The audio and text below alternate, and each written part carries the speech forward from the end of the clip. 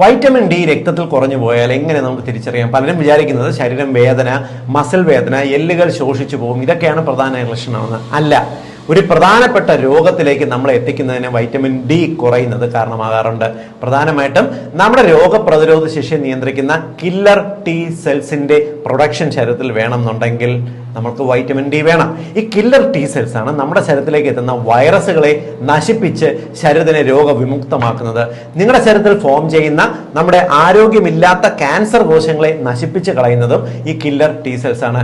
Killer T cells കുറഞ്ഞു കഴിഞ്ഞാൽ നിങ്ങൾക്ക് തുടർച്ചയായിട്ട് അസുഖങ്ങൾ വന്നു എന്ന് വരാം, റോഡിൽ കൂടി പോകുന്ന വൈറസുകൾ വരെ നിങ്ങളെ കയറി പിടിച്ചു എന്ന് വരാം, ശരീരം ഇടയ്ക്കിടയ്ക്ക് രോഗഗ്രസ്തമാകുന്ന ഒരു അവസ്ഥ, ഈവൻ ക്യാൻസറിലേക്ക് വരെ ചെന്നെത്തിച്ചു എന്ന് വരാം. നിങ്ങൾക്ക് വരുന്ന ശരീരം കഴപ്പ്, മസിൽ പെയിൻ, നിങ്ങൾക്ക് ഓർമ്മക്കുറവ്, അമിതമായിട്ടുള്ള ക്ഷീണം, ഇതെല്ലാം വൈറ്റമിൻ ഡി ഡെഫിഷ്യൻസി കൊണ്ട് ഉണ്ടാവുമെങ്കിലും അതിനേക്കാൾ ഉപരിയായിട്ട് രോഗപ്രതിരോധ ശേഷി കുറയുന്നതിന് വൈറ്റമിൻ ഡി കുറയുന്നത് കാരണമാകാറുണ്ട്.